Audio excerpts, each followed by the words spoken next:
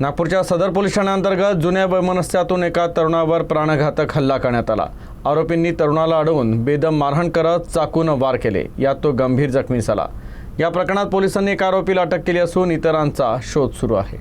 नागपूर शहरातील सदर पोलीस ठाण्याअंतर्गत जुन्या रागातून एका तरुणावर प्राणघातक हल्ला करण्यात आला। मोहननगर येथील रहिवासी रॉड्रिक एंथोनी डॅनियल हा सोनाराच्या दुकानात काम करतो। त्याचा आरोपी अंबुलाला उर्फ उमेश पैसा डेली याच्यासोबत महिन्याभरापूर्वी वाद झाला होता। याच वादातून आरोपी उमेश आपला साथीदार आकाश गेडाम, पियुष वडेवार आणि रौफ लाला यांच्यासह घटनास्थळी आला आणि रॉड्रिकला रस्त्यात अडवलं। आरोपींनी सुरुवातीला त्याला बेदम मारहाण केली।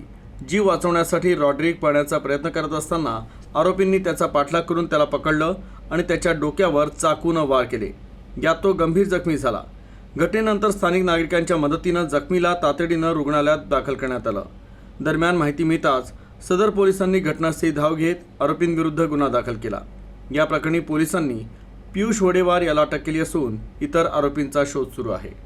गुन्ह्याच्या तपासामध्ये यातील पियुष वाडेकर याचा गुन्हे प्रकटीकरण कक्षाच्या अधिकारी अंमलदारामार्फत शोध घेऊन त्याला गुन्ह्यामध्ये अटक केली आहे।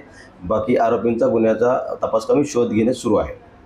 3 जो आहे पियुष वाडेकर याला तपास कमी अटक केली आहे। त्याचं राहणं त्याच परिसरामध्ये लालाचा बगीचा, खालाशी लाईन, मोहननगर आणि फिर्यादी देखील त्याच परिसरात आहेत। सर्व आरोपी एकाच परिसरातील आहेत। इतर आरोपींचा शोध घेऊन गुन्ह्याचा अधिक तपास करीत आहोत।